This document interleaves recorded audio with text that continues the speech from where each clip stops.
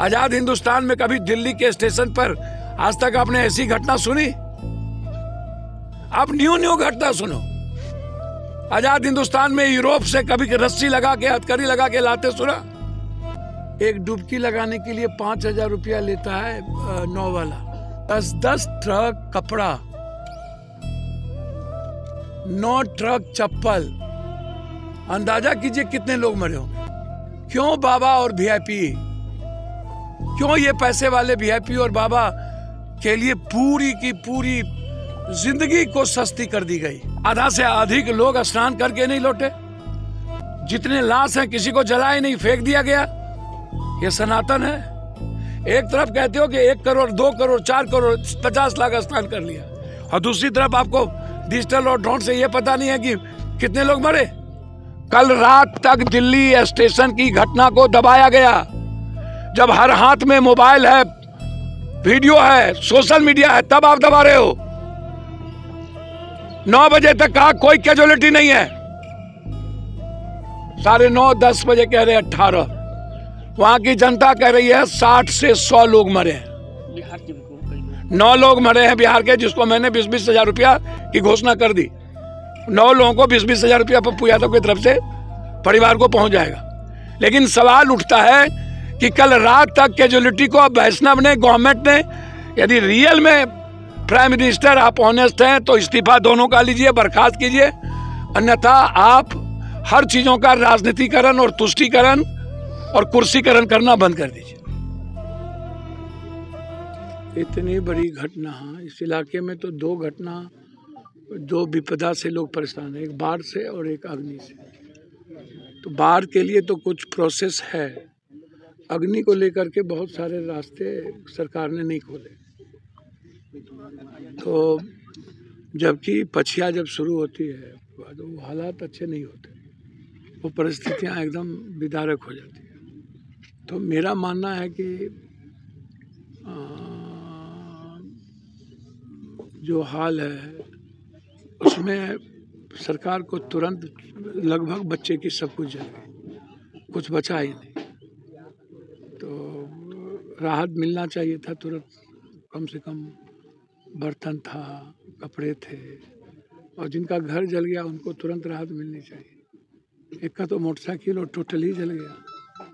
तो हम कोशिश करेंगे, बच्चों को तो 5-5 हजार रुपया दिया गया है। कोशिश हमारी होगी कि घर के परिवार को भी कुछ मदद अलग से मैं करवाऊंगा। एक मोटरसाइकिल और दुकान थी वो पूरी ही खत्म हो गई, उसको हम करवाएंगे सर। तो ये दुखद, अभी मैंने एडीएम को बोला कि जो भी परिस्थिति है उसको आप करिए।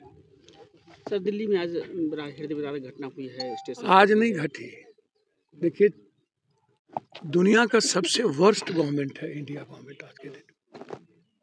मैं कई बार सदन में इस बार भी कह चुका हूँ, इस देश के 140 करोड़ की बात नहीं होती है सदन में, सदन के बाहर। मुझे लगता है कि इस देश के आम लोगों की जिंदगी जानवर से भी ज्यादा बदतर और सस्ती हो गई। मणिपुर को याद कीजिए, किसान आंदोलन को याद कीजिए, अमेरिका में किस तरीके से हमारे देश के बेटियों को हाथ में हथकड़ी, कमर में रस्से लगा करके 7 दिन तक रखा, आप उसको याद कीजिए। कोई भी विपदा याद कीजिए आप। कोरोना में किस तरह लाश फेंक दिया, सनातन गायब हो गए। अब कुंभ, 12 साल के बाद कुंभ लगती है। अब वो आस्था की चीज है। कोई भी धर्म, कोई भी मंदिर, मस्जिद, गुरुद्वारा, चर्च, ये आस्था की चीज है। इन्हें आम आदमी की आस्था के लिए छोड़ना चाहिए। सोशल मीडिया के युग में आप जिस तरीके से हर चीज़ों का राजनीतिकरण, हर चीज़ों का यूज करना, बाबाओं का वहाँ आतंक है, आतंक सिक्कर से मारते हैं बेटियों को, माँ को, बहनों। 100 किलोमीटर रेडियस में एक भी दुकान पे खाना नहीं मिलता है,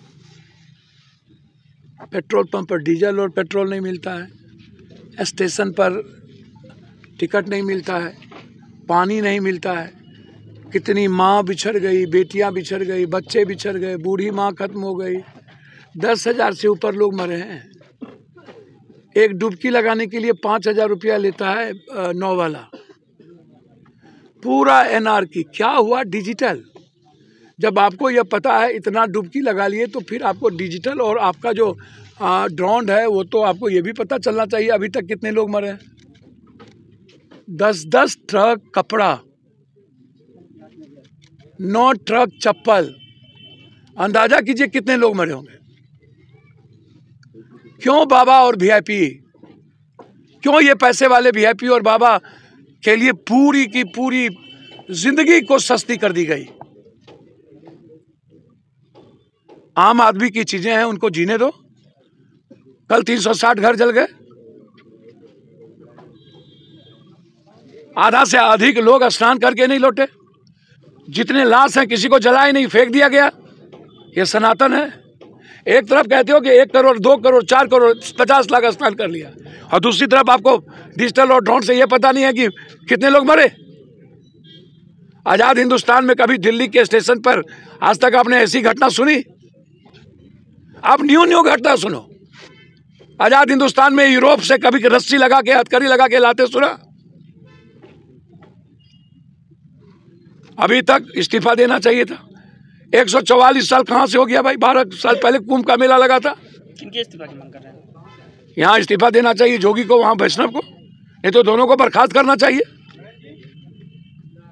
इतनी अव्यवस्था के बाद 3 हिस्सा लोग हमारे लौट गए, भूखे प्यासे मर गए, जिंदगी को नर्क बना दिया। हम चले थे स्वर्ग ढूंढने और नर्क भी नहीं मिला हमें। हेलो पर हमें पैसा अभी तक नहीं दिए। घर जल गया मकान मालिक का। कॉलेज के पीछे में पूरा परिवार का कुछ बचा ही नहीं, जल गया। एक मोटरसाइकिल और सब जल गया। आइए ना सर, हाँ आइए भैया, कहाँ से मिलना है? तत्काल कहाँ से मिलना है? अरे कहाँ करवाया? कुछ करवाना है? कुछ करवाया है? कहाँ कुछ करवाया ना? कुछ नहीं हुआ है यहाँ। नहीं पर कम्बल दिया है। 7 गो कम्बल मात।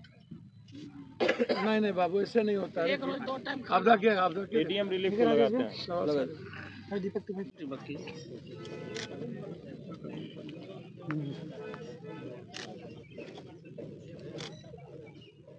थोड़ा मिलता है।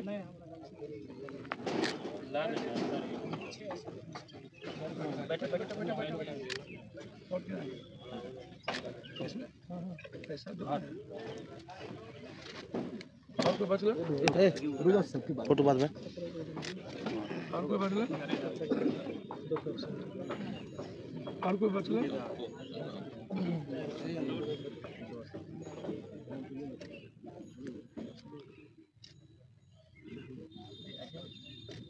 इसमें 2 आदमी नहीं थे। इसमें मेरा सर आगे बात करके कुछ हेल्प करवा दीजिएगा सर। मेरा बहुत नुकसान हो गया है सर। बाइक भी जल गया, दुकान चलाते। कल रात तक दिल्ली स्टेशन की घटना को दबाया गया। जब हर हाथ में मोबाइल है, वीडियो है, सोशल मीडिया है, तब आप दबा रहे हो। 9 बजे तक कहा कोई कैजुअलिटी नहीं है, 9:30 10 बजे कह रहे 18। वहां की जनता कह रही है 60 से 100 लोग मरे हैं। बिहार के भी कई लोग, 9 लोग मरे हैं बिहार के, जिसको मैंने 20-20 हजार रुपया की घोषणा कर दी। 9 लोगों को 20-20 हजार रुपया पप्पू यादव की तरफ से परिवार को पहुंच जाएगा। लेकिन सवाल उठता है कि कल रात तक कैजुअलिटी को वैष्णव ने, गवर्नमेंट ने, यदि रियल में प्राइम मिनिस्टर आप ऑनेस्ट हैं तो इस्तीफा दोनों का लीजिए, बर्खास्त कीजिए, अन्यथा आप हर चीज़ों का राजनीतिकरण और तुष्टीकरण और कुर्सीकरण करना बंद कर दीजिए।